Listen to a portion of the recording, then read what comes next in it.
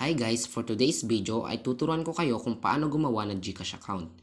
Para ito sa mga wala pang GCash account at para ito sa mga di pa marunong kung paano nga ba gumawa ng GCash account. At para sa mga gustong matuto ay tutok lang kayo sa video tutorial na ito at panoorin nyo hanggang dulo. So ang unang step ay kailangan mo lang mag-download sa Play Store ng GCash app. So as you can see ay nakapag-install na ako ng aking GCash app. So, ang susunod na step ay click nyo lang ang open. So, click lang po natin yung ating open. So, as you can see, may nakalagay po dito na request permission.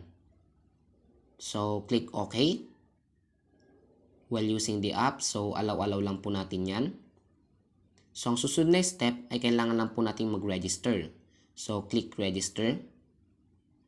And then, may nakalagay po dito na put your mobile to get started. So, type mo lang po yung mobile number mo. Ayan. So, wait po natin yung OTP na po na dadating. 367741. So, dito nga ay magkakaroon ng application form. So, need mong fill upan yung mga dapat fill upan.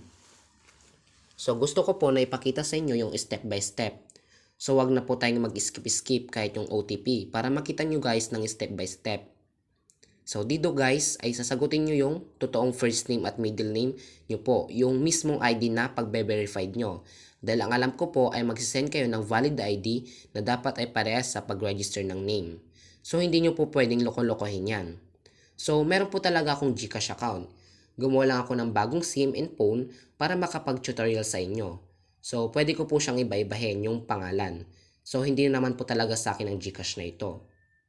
So, ang susunod na step ay lagay nyo lang yung totoong birthday nyo. So, ako, kunya-kunyarihan lang naman po ito dahil tutorial lang naman po yung aking i-share. And then yung email mo.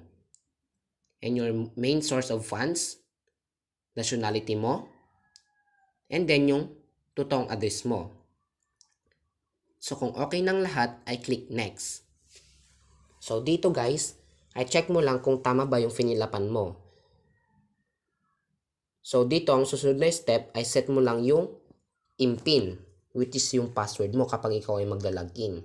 So, need mo ng 4 na digit na number. So, need mo po ng IMPIN or password mo para makapag-login ka sa yung GCash account.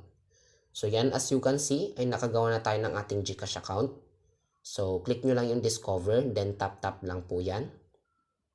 At kung hindi ka pa nakapag-subscribe sa aming channel Tara G, ay mag-subscribe ka na and thank you for watching.